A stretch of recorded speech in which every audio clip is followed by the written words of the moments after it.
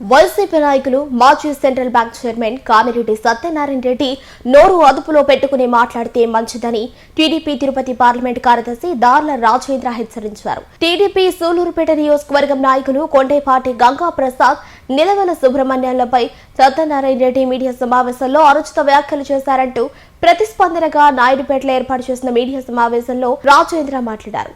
రాజకీయాన్ని రాజకీయంగా మాట్లాడితే మంచిదని, నిరంతరం పేదల అభివృద్ధి కోరుకునే నాయకులపై అనుచితంగా దుష్ప్రచారం చేస్తే చూస్తూ ఊరుకోమని తెలిపారు. ఈ రోజు పెళ్లకూరు మండల నాయకుడు సత్యనారాయణ రెడ్డి ప్రెస్ మీట్ పెట్టడం జరిగింది. మా ఆరాధ్య దైవం కొండేపాటి గంగా ప్రసాద్ గారి గురించి ఈయన అసభ్యకరంగా మాట్లాడడం జరిగింది. సత్తివేళ్ళలో గ్రావులు ఎత్తుంటే తరివేశారని, సూలూరుపేటలో వలస పక్షుల్లాగా వచ్చి తెలుగుదేశం పార్టీ నాయకులను ఇబ్బంది పెడతాడని చెప్పేసి సత్యనారెడ్డి మాట్లాడడం జరిగింది. నేను ఒకటే చెప్తున్నా, సత్యనారెడ్డి, నువ్వు నీ పరిమితి మించి నువ్వు మాట్లాడొద్దు, జాగ్రత్తగా మాట్లాడేది నేర్చుకో. కొండేపాటి గంగా ప్రసాద్ గారి గురించి మాట్లాడినావంటే నీకు చెంపలు పగిలిపోతాయి.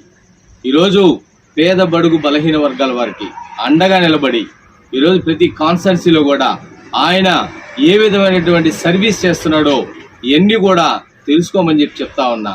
నోటుకొచ్చింది మాట్లాడితే మాత్రం నీ నోరు పగలుతుంది. సత్యనారాయణ రెడ్డి, నువ్వేదో అనుకుంటున్నావు. అదేవిధంగా ఇన్ఛార్జ్ గురించి మాట్లాడుతా ఉన్నావు. నిలవల సుబ్రహ్మణ్యం గారు 2 సార్లు స్టెంట్లు వేయించుకున్నాడని చెప్పి మాట్లాడుతా ఉన్నావు. గతంకి వెళ్ళు. నువ్వు సత్యనారాయణ రెడ్డి అనే వ్యక్తి, నిలవల సుబ్రహ్మణ్యం ఎటువంటి పనితీరో నువ్వు ఒకసారి చూసుంటావు. అప్పుడు చాలా విధాలుగా నువ్వు అనుభవించావు. అయినా కానీ నీకు ఇంకా కూడా నిలవల సుబ్రహ్మణ్యం గారి గురించి నువ్వు ఈ విధంగా తప్పుడుగా మాట్లాడితే మాత్రం నీ నాలుగు చీరేస్తాం. సత్యనారాయణ రెడ్డి, జాగ్రత్తగా మాట్లాడేది నేర్చుకో. నీ బతుకు నీదంతా కూడా నీచమైన బతుకు. నీ బతుకు గురించి మాకు తెలియదా అని చెప్పి మేము అడుగుతా ఉన్నాం. ఊరికే నువ్వు మాట్లాడేస్తే ఎవరన్నా వింటారు, మేము వినం. మాకంతా తెలుసు, నీ కథ కమమిస్ అంతా మాకు తెలుసు. నువ్వు గత నీ 5 ఏళ్ల పరిపాలనలో ఎస్సీలను ఏ విధంగా నీచంగా చూసేవా లేదా అని చెప్పి అడుగుతా ఉన్నా. ఒకే ఒక సంఘటన చెప్తాను. మీ ఉప ముఖ్యమంత్రి నారాయణ స్వామిని ఇంటికి వచ్చాడు, ఎమ్మెల్యే గారు ఉన్నారు. అదే విధంగా అక్కడ ఒక ఎస్సీ దళిత నాయకుడు బెన్నీ గారు వచ్చి కూర్చుంటే అతన్ని నువ్వు ఎమ్మెల్యేని అడిగావు, ఏమయ్యా నా ఎదురుగా కూర్చోబెడతావు ఎస్సీని అని చెప్పి నువ్వు మాట్లాడడం జరిగింది. ఆ రోజు అక్కడున్న అవమానపడ్డ బెన్నీ గారు వెంటనే నీ మీద గొడవ వేసుకొని నిన్ను చివాట్లు పెట్టలేదా అని చెప్పి నేను అడుగుతా ఉన్నా. అంటే ఎస్సీలు నీకు అవసరమైతే ఎస్సీల దగ్గర ప్రెస్ మీట్లు పెట్టిస్తావు, తర్వాత ఎస్సీలు అవసరం లేదంటే ఎస్సీలని నీ ఇంటికాడ కూడా గ్లాసులో కూడా నీళ్లు తాగనివు. సత్యనారాయణ రెడ్డి, నువ్వు మాట్లాడుతున్నావు. నేను ఆ సోదరుడు మల్లా సురేష్ అనే వ్యక్తికి చెప్తా ఉన్నా, నువ్వు సత్యనారాయణ రెడ్డిని నమ్ముకున్నావు. నీకేం చేసావు సోదరా? నీ పొలాలు ఎన్ని ఎకరాలు అమ్ముకున్నావు సోదరా అని చెప్పి అడుగుతా ఉన్నా. పెళ్లకూరు మండలంలో చిల్లకూరులో కంపెనీ ఒకటి ఉండింది, బీజే టెక్స్టైల్స్ అని.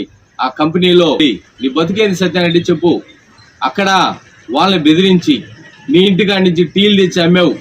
నీకు 3 ఎకరాలే ఉండింది. ఈరోజు నీకు ఇన్ని 100 ఎకరాలు ఆడించి వచ్చాయి. టెక్స్టైల్స్ లో నీ బతికేంది? నువ్వు అక్కడ ఎంప్లాయీగా పెడతావు, అక్కడ పనికి పోనివు. వాళ్ళ దగ్గర నెల శాలరీలు వేయాలి. శాలరీలు వేసిన తర్వాత ప్రతి మనిషి దగ్గర కమిషన్ తీసుకునేవాడివి, నీకు కూడా శాలరీ తీసుకునేవాడి. నీ బతుకు గురించి నువ్వు ఊరికి ఈరోజు మాట్లాడితే ఇది ఆ కంపెనీ కూడా మూసేసి శ్రీలంకకి వెళ్ళిపోయింది నీ వల్ల. ఒక మండలంలో ఒక మంచి కంపెనీ ఉంటే ఆ కంపెనీని కూడా నువ్వు అరాచకాలు ఇబ్బందులు పెట్టి ఈ రోజు కూడా వాళ్ళు ల్యాండ్ అమ్ముకోలేక ఇబ్బందులు పడతా ఉన్నారు నీ వల్ల. అదేవిధంగా నీకు 3 ఎకరాలు ఉండింది. 3 ఎకరాల నుంచి నువ్వు సారాయి అమ్మలేదా అని చెప్పి అడుగుతా ఉన్నావు. మండలం అంతా సారాయి అమ్మలేదా?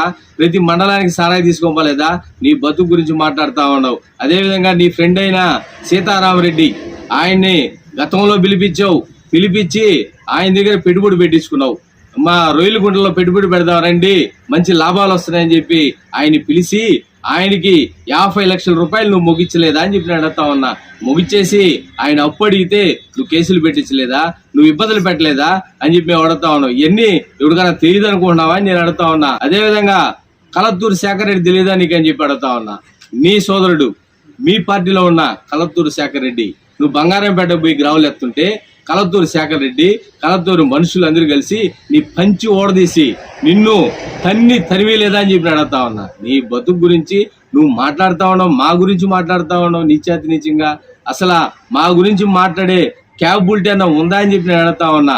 నువ్వు గతంలో ఎక్స్ సీఎం నేదురుమల్లి జనార్దన్ రెడ్డి గారి పొలాన్ని ఏ విధంగా కొట్టేసావో మీ మండలంలో తెలీదా, లేదా నియోజకవర్గ ప్రజలే తెలీదా? ఈ విధంగా నువ్వు మోసాలు చేసుకుంటూ నీ మోసం బతుకునేది, నీ బతుకే ఒక మోసం, నువ్వే ఒక మోసం సత్యారెడ్డి.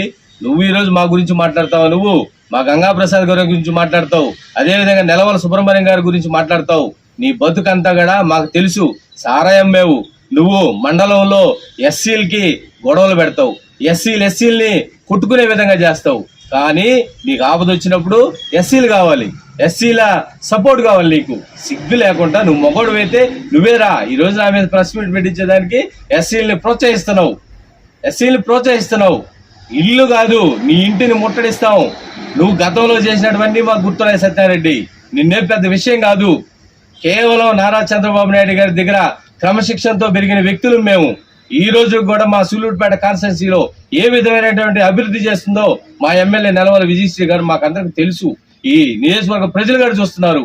మీ సంజీవయ్య ఈ నియోజకవర్గంలో ఎక్కడన్నా అభివృద్ధి చేశాడని చెప్పి అడుగుతా ఉన్నా. ఒక రోడ్డు వేసారా? ఏం చేశారు? 5 ఏళ్లు మీరు విచ్చలవిడిగా గ్రావులు అయ్యి అమ్ముకొని కోట్ల రూపాయలు గడించారా లేదా? ఎస్సీ ఎస్టీ ల్యాండ్స్ ని ఫ్రీ హోల్డ్ చేసుకొని ఎన్ని ఎకరాలు నీ కూతురి మీద రిజిస్ట్రేషన్ చేయించుకోలేదని చెప్పి అడుగుతా ఉన్నా. ఇవన్నీ ఎందుకు? నీ ఆగడాలు తట్టుకోలేక సంజీవయ్య గారు అప్పుడు ఎమ్మెల్యేగా ఉండి 4 సంవత్సరాలు నువ్వు ఎక్కడున్నావు? అజ్ఞాతవాసంలో ఉన్నావు. నిన్ను చీకుటేశారు. ఎక్కడ కూడా నిన్ను గౌరవించలా. నువ్వు మాట్లాడుతున్నావు సత్యనారాయణ. నీది ఒక నీచమైన బతుకు. నువ్వు మాట్లాడొద్దు దయచేసి, మాకందరికి తెలుసు. నువ్వు ఊరికే మాట్లాడితే గతంలో ఉన్న రాజకీయ నాయకులు పెద్దలు కాదు మేము. ఈరోజు యంగ్స్టార్స్ నీ అంతు తేలస్తాం. మా కొండేపాటి గంగాప్రసాద్ గారి గురించి మాట్లాడినా, మా నెలవల సుబ్రహ్మణ్యం గారి గురించి మాట్లాడినా, మా నెలవల విజయశ్రీ గారి గురించి మాట్లాడినా, మా నారా చంద్రబాబు నాయుడు గారి గురించి మాట్లాడినా, మా నారా లోకేష్ గారి గురించి మాట్లాడినా నీ చర్మం ఒలిచేస్తావు సత్యారెడ్డి. నువ్వేమో పెద్ద రౌడీ అనుకున్నావు. నీ రౌడీ నీ చిల్లపూరు సరౌండింగ్ లో ఉంటది. మా మంచితనం, మా అభివృద్ధి కాన్స్టిట్యున్సీ లెవెల్లో, స్టేట్ లెవెల్లో ఉంటది. గుర్తుపెట్టుకో సత్యనారాయణ.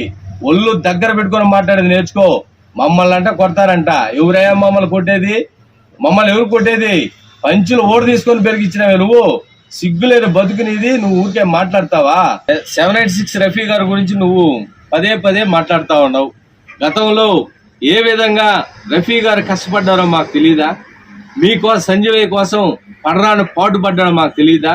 నీ కోసం నువ్వు చచ్చిపోతానని చెప్పి ఆడాడు హాస్పిటల్లో ఉంటే టెంకాయలు కుట్టించుకోలేదా నువ్వు అని చెప్పి అడుగుతా ఉన్నా. ఎందుకయ్యా ఊరికే అందరికి తెలిసిన పుస్తకాన్ని మళ్ళీ తీసి చదివినావు అనుకో, సిగ్గు లేదంట నిన్ను. రఫీ గారికి ఏం భిక్ష పెట్టావు నువ్వు? నాకు అర్థం కావాలా. అతను నిజాయితీగా నిబద్ధతతో ఆయన పార్టీలో కష్టపడ్డాడు.